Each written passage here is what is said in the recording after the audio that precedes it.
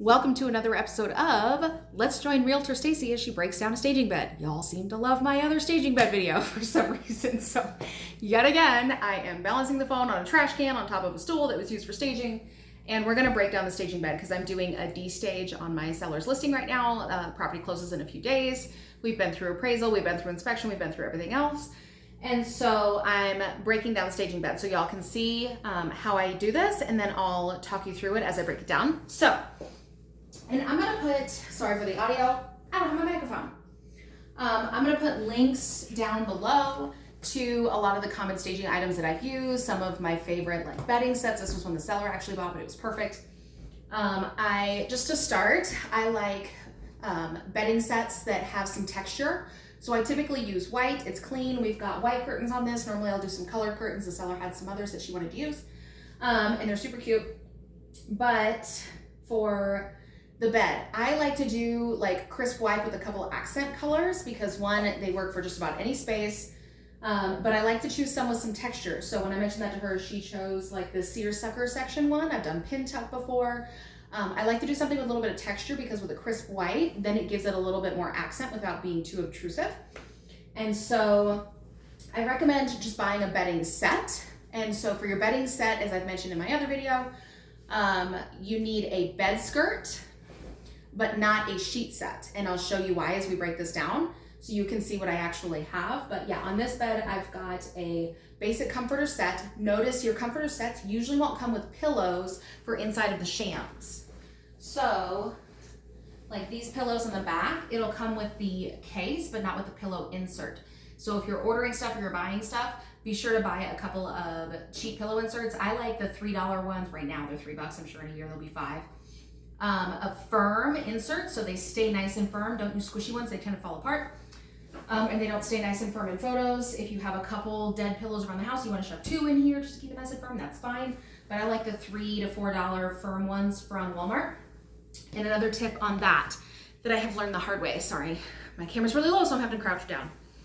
For that, be sure that your inserts don't have the blue stripes or lettering or something else on them, because if you do some cheaper white crisp linens, they will show through. And you will see those not only in your photos, but in person. And so be sure that whatever pillow inserts you use for your shams or anything else are just plain white if you're using white linens, okay? Just a tip there. So if that was helpful and you never thought of that, go ahead and hit the like button. I've got a lot more good stuff in here, I promise. So, but you can see all I've got is these 3 are what came with the bedding set that the seller bought. Normally this is something I would buy, but she wanted to buy it, which is cool. I'm good with that. And it's super cute. And we had to buy the inserts for these 2, so I needed 2 queen or standard size inserts since this is a queen size staging bed. So, and then the other ones I have on here are just some basic solid color but a little bit of texture throw pillows. I don't remember where I got the blue ones. I think the covers were on Amazon. I'll link to those down below. The actual inserts I also got off Amazon because when I'm doing a larger property and I need a bunch of inserts, I'm not running all around town to save $3. So I ordered a nice big pack of 4 on there. And yes, I do earn a tiny commission if you buy this stuff. If you don't, I don't really care. I just want to make it easy for y'all to get the things that I use if that's what you want to use. These were a clearance for $1 at Walmart. So I bought like 4 or 5 of them a while back. They're just a light gray, but you can see they have a little bit of texture to them, as do these. But they're not enough texture to clash with the bedding set. So that's all the pillows that was on the bed. Now I do have a couple basic side tables. I don't know if they show in the video very well. These are just a cheapy 2 set from Amazon. I'll link that down below. These lamps I love. I've used these in I can't tell you how many properties. And I have them on the switch. So I'll link to up above and down below on my lighting to be sure that any lights are on switches, because if there's a switch, people want to hit it, walk in, have the light come on, and that's what they're expecting. So I put the lamps on an extension cord, which is back here. I always bring an extension cord because inevitably there is one switched outlet and it's right behind the bed and it's in the middle of the wall and I need a lamp on each side. So with the extension cord, then I can make sure both lamps come on when the switch comes on. And I also put a timer on that particular extension cord.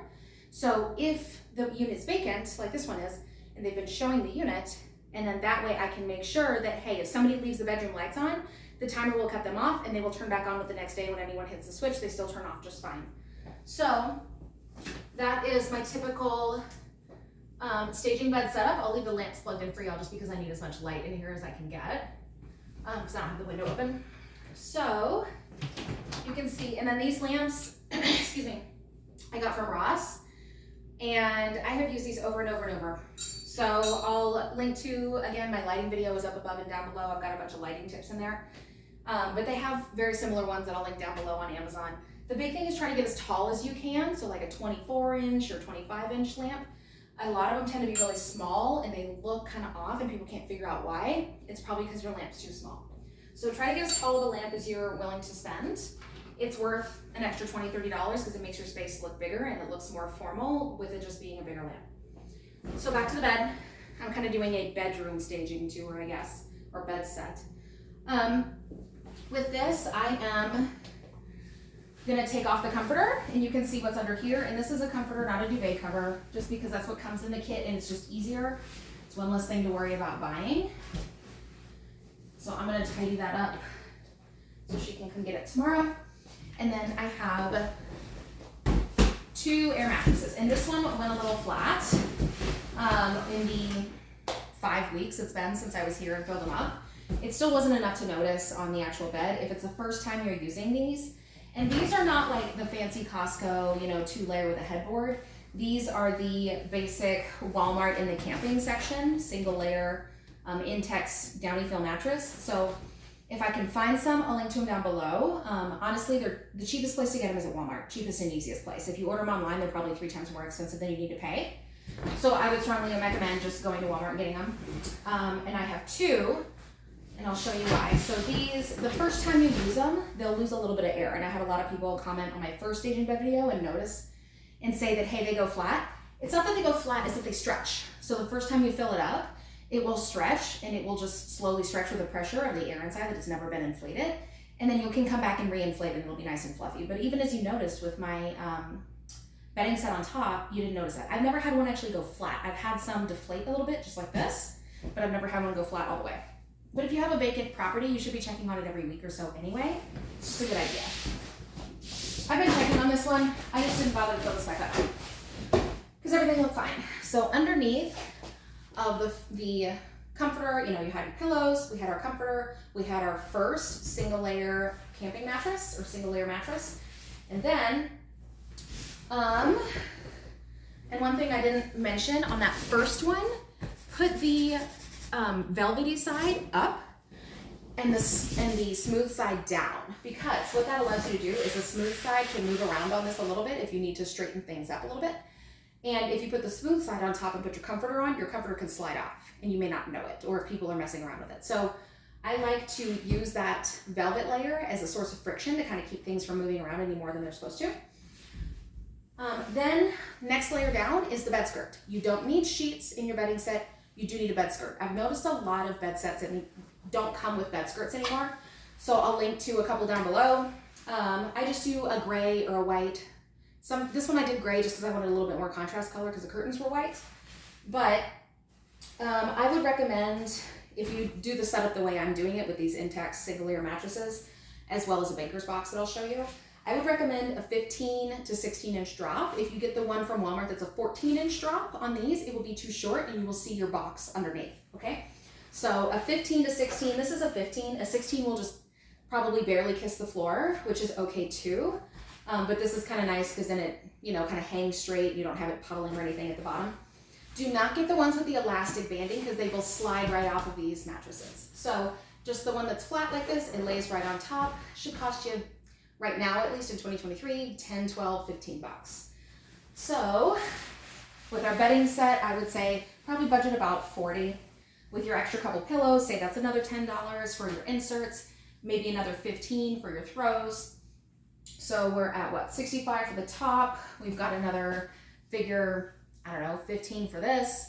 That's 80. I usually try to budget the bed for, I have enough, but I try to budget about 150 bucks, and that should be more than enough to do the bed, everything that you need, except if you want to buy a pump. I use an air pump because I do this enough, and I'm not going to sit there and I have plenty of hot air, but I keep it for talking and keep it for videos. So, and you see this one is still pretty well inflated. So here's my second mattress, shiny side up, because I want the velvety side down so it doesn't slide around on my banker's boxes. So I have 4 banker's boxes under this one. I normally put 6.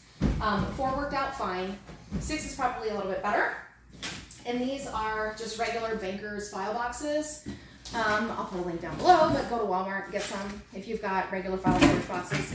As long as they're all the same height, this plus the mattress, and then that bed skirt is going to be that 15-inch drop is about right. So that's what I've got under there to hold it up. And that is pretty much it, guys. So y'all can see how I spread those around in each corner. I make sure it's right up against the bed. Here you can see I've got my timer. We need a new cover plate for that outlet. So, and then you can see my side tables and my 2 lamps. I would move the camera, but it would fall off the trash can. So I have another lamp on this side. But yeah, if that was helpful for you, please hit the like button. I'm a big fan of doing some low-cost DIY staging. That's what this seller did. She actually found me off of my bed video and hit me up and interviewed me to help her sell. And so she already knew a lot of the things that I'm already telling my sellers to do, which was awesome. But yeah, it's a super cheap way. Rooms will always feel bigger with the bed in them. When they're empty, people have a really hard time conceptualizing how large the bed is, and they think it's larger than it is, which makes the room feel smaller. So even if it's a small bedroom, like a 9x10 or 9x9, if it's something you're calling a bedroom, or going to use it that way, at least stage it as an office, as a nursery, or with a twin bed in it to give people context of how they can use the space and how much room there is. I have also done a staging for a nursery in a small bedroom, and I bought a portable collapsible crib for about $100 online. They're probably $150 now. And because they're super easy to set up, and it's something that it's not a full-size crib, but it gives people the idea like, oh, I guess I could use this as a nursery, and it makes the face feel a little bit bigger. And if people have a pack and play that's the same size, but it looks a lot nicer. So I'll link to that portable crib that I like, that I've used a bunch of times down below. So if you are liking the video, please hit the like button, subscribe to my channel. Feel free, if you're in the South Denver metro area or anywhere in the Denver metro area, to hit me up. I have seller consult links down below for a calendar appointment. If you just need to have a quick question, you can even call me for that. I've got my phone number down below. I've got a link to schedule a quick call if you prefer schedule things. So anyway, hopefully this was helpful for y'all. Thanks so much for the time, and have a great day.